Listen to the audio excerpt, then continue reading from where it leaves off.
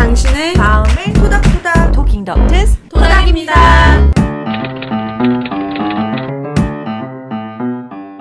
안녕하세요. 토킹 덕트스의 원은수입니다. 지난 1편 영상에서는 정상 범위를 넘어선 강렬한 질투심을 반복적으로 느끼면서 친한 친구에게 상처 주는 행동들을 서슴지 않는 자기애성 성격의 나르시시스트 친구가 어떤 모습일 수 있는지, 어떤 심리에서 그렇게 행동하는 것인지에 대해서 자세히 다뤄보았습니다. 오늘은 이런 나르시시스트 친구를 알아차릴 수 있는 방법과 또 이런 친구들에게 덜 상처받을 수 있는 대처 방법에 대해서 얘기하는 시간을 갖도록 하겠습니다. 지난 영상에서도 말씀드렸듯이 그냥 친구 안 하면 되지 뭐 라고 얘기하시는 분들도 계시겠지만 가까운 관계를 한 번에 딱 끊기란 쉽지 않으니까요. 그러면 가장 중요하고 기본이 되는 사항, 자기애성 성격 유형의 친구를 알아차리자에 대해서 말씀드리겠습니다. 사실 실생활에서 나르시시스트 친구를 금방 알아보는 것은 쉽지 않습니다. 친구 관계란 굉장히 독특한 부분이 있기 때문인데요. 연인 관계보다 훨씬 길게 만나는 사이고 인생의 여러 단계를 함께 거쳐가는 과정에서 깊이 있는 친밀감이 형성되기도 하죠.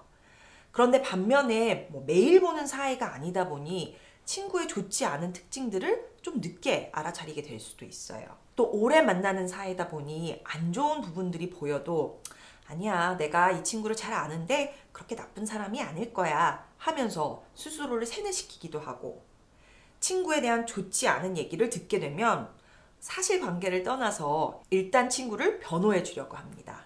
보통 일상적인 환경 안에서는 친구가 자기애성 성격이라는 것을 깨닫지 못하다가 친구 간의 스트레스 강도가 높아지는 상황들, 즉 서로 이해관계에 놓이거나 같이 여행을 간다거나 친구한테 의지해야 하는 상황이 생긴다거나 해서 더 많은 것, 깊이 있는 것을 요구하게 되는 상황이 오면 그 친구의 건강하지 못한 부분들이 수면 위로 드러나는 경우가 많아요. 그래서 다음과 같은 감정들을 친한 친구가 나로 하여금 느끼게 했다면 지난 영상에서 말씀드린 질투심 많은 자기애성 성격의 특징들을 친구가 갖고 있는지 한번 살펴보시기 바랍니다. 나는 그저 좋은 친구로 생각하고 있는데 그 친구는 나와 계속 경쟁을 하는 듯한 느낌이 들고, 또 나한테 좋은 일이 있어도 진심으로 기뻐해주지 않고 오히려 좋은 일을 왜곡하거나 축소시키기도 해서 나로 하여금 민망한 감정을 느끼게 하거나, 내가 친구보다 주목받는 상황을 불편해하고 심지어는 그럴 때 고의적으로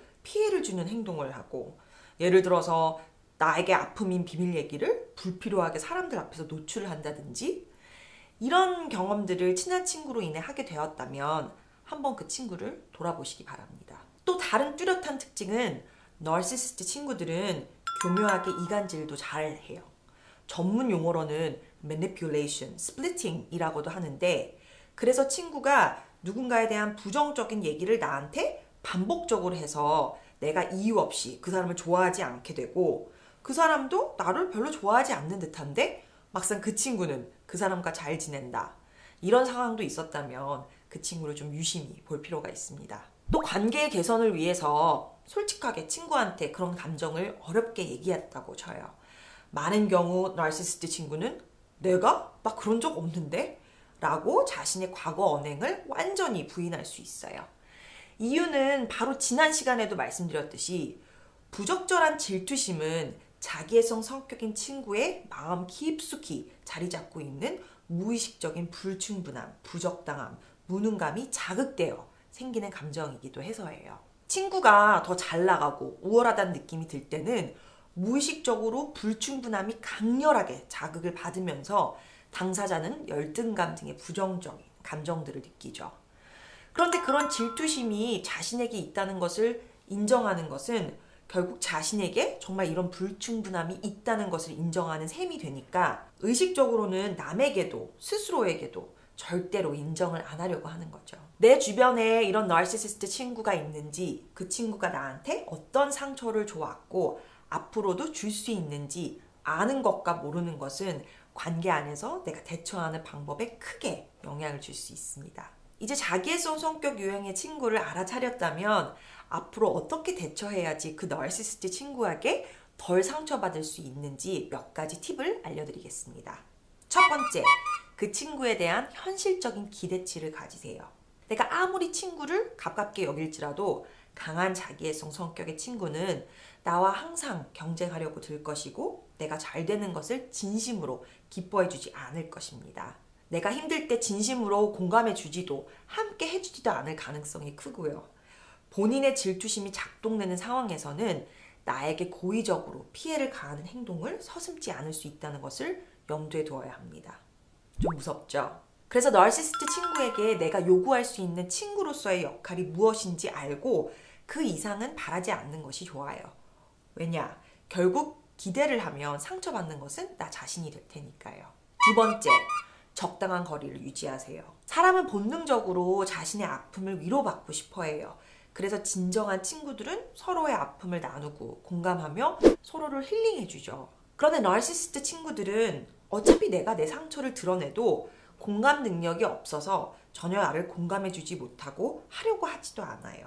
겉으로는 어머 어떡하니 너 너무 힘들겠다 하지만 속으로는 신경을 안 쓰거나 심지어는 스스로 우월감을 느끼면서 즐길 수도 있어요. 또 자신의 강렬한 질투심이 작동하는 상황에서는 왜 상대방을 끌어내리는 행동을 서슴지 않는다고 했잖아요. 그래서 내가 친한 친구라고 생각해서 얘기한 내 비밀스러운 상처들을 다른 사람들 앞에서 나를 끌어내리기 위해 폭로한다든지 그런 잔인한 행동들을 얼마든지 할 수 있어요.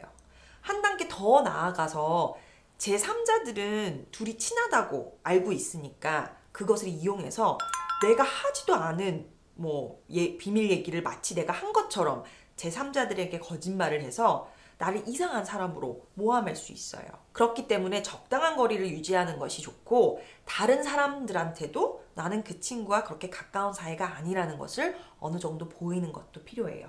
자기애성 성격이 약하게 있는 정도의 친구들은 그냥 즐겁게 놀 때만 만나는 등 가벼운 관계로만 만나는 것도 하나의 방법이죠. 세 번째, 나르시시스트 친구를 스스로 변호해주지 마세요. 우리는 누구나 갈등을 피하고 싶어 해요. 특히 친한 친구와는 더더욱도 그렇죠. 그래서 친구가 나한테 상처를 주는 행동을 해도 그냥 넘기고 싶은 마음이 있어요. 그리고 그 과정에서 나도 모르게 친구를 변호하게 돼요. 그래, 걔가 정말 나쁜 의도가 있어서 그런 것은 아닐 거야.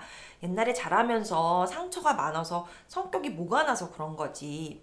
내가 이해해주자. 내가 이번에 기분 나쁜 표정을 졌으니까 다음에는 조심하겠지. 그런데 다음번에도 그 친구는 조심하지 않을 거예요. 왜냐?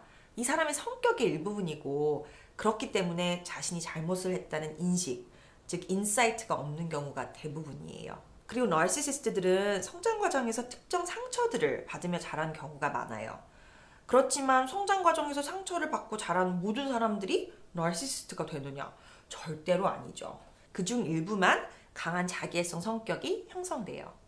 오히려 과거 힘든 과정을 경험하면서 상처를 받았음에도 불구하고 상당한 노력을 통해서 그 상처들을 극복하고 오히려 자신이 상처받은 경험 덕분에 더욱 다른 사람들을 배려하는 마음을 갖고 계신 분들도 정말 많이 있습니다.